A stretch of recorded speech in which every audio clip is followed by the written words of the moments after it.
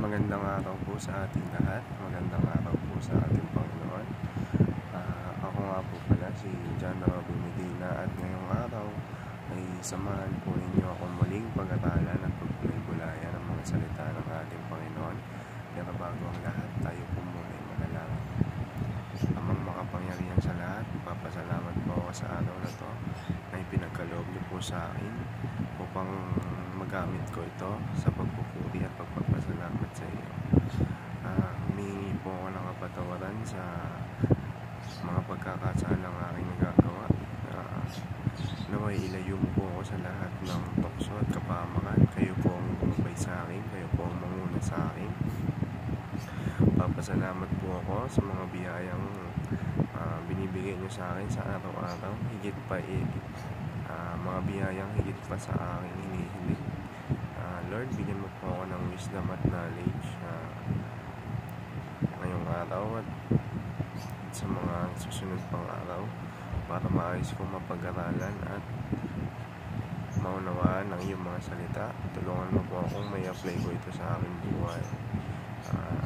Lord, sinusunay na po sa iyo lahat ng aking mga gagawin. Kayo po ang manguna sa akin. Itago mo po ako sa iyong likuran na naway ang kalooban mo ang siyang masunod.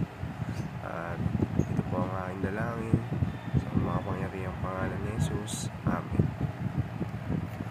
At magandang umaga muli sa ating lahat. Nandito po tayo muli para sa ating daily devotion at tutuloy po natin yung topic natin sa 7 marks of a healthy family. Nasa ika-4 na po tayo. Ang ika-4 po na topic natin ay ang team stewardship and financial freedom. At ang versikulong pag-aaralan natin ngayon ay ang Acts chapter 20 verse 34 to 35. You yourselves know that these hands of mine have supplied my own needs and the needs of my companions. In everything I did, I showed you that by this kind of hard work we must help the weak, remembering the words the Lord Jesus himself said, "It is more blessed to give than to receive."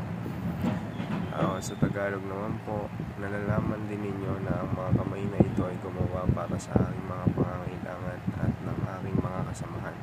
Nagpakita ako ng halimbawa sa inyo sa lahat ng mga bagay. Sa ganitong pagpapagal ay dapat kayong sumaklolo sa mahihina. Dapat ninyong alalahanin ang salita ng Panginoong Hesus na siya rin ang may sabi, "Talupang pinagpala ang magbigay sa tumanggap." At para naman po sa ating katuruan ngayong umaga, unang-una, financial freedom honors the Lord. Yung financial freedom o yung financial blessings na nagmumula sa ating Panginoon ay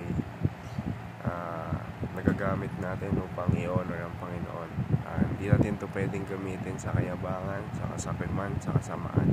Kailangan natin itong gamitin para tumulong sa mga mahihirap, para tumulong sa mga mahihina, dahil yun ang gusto ng Panginoon. Kaya niya tayo binigyan ng financial freedom. Gusto niya tayong maging generous, maging mapagbigay at maging mapagmalasakit sa ating kapwa.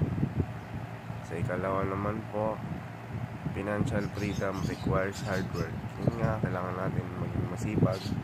Hindi tayo pwedeng tatamad-tamad. Kailangan natin kumilos sa ating buhay. Dahil yung pagpapalang binibigay ng Panginoon, binibigay niya yan sa mga taong susumikap at nagsisipag.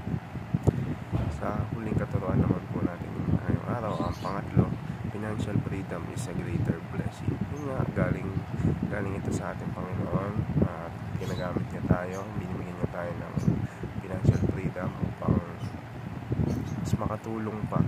Tumulong tayo sa mga churches, tumulong tayo sa mga gawain ng Panginoon.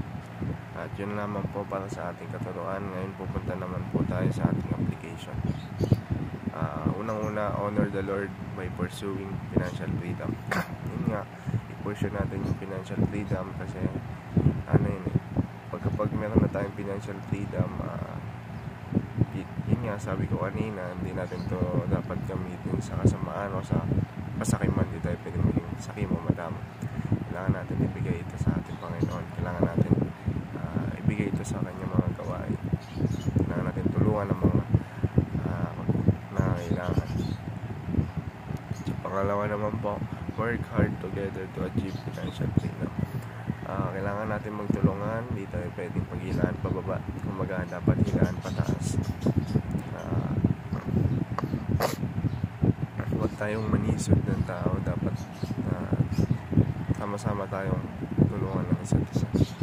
At para sa huli naman po sa ating application, aim for the blessed life by attaining financial freedom. Yun nga, paulit-ulit kong sinasabi kanina na lagi tayong, dapat yung goal natin magkaroon tayo ng financial freedom para hindi maging sakim o magpasikat. Kailangan natin ng financial freedom para mag-glorify natin yung Lord. Kasi kapag may financial freedom tayo, makakatulong na tayo sa ibang tao, makakatulong na tayo sa mga gawain ng Panginoon, sa mga church, sa mga gawain ng church, makakatulong na tayo sa mga mahihirap dahil yun yung gusto ng Panginoon na magbigay tayo, maging generous tayo. Yun lamang po para sa ating daily devotion.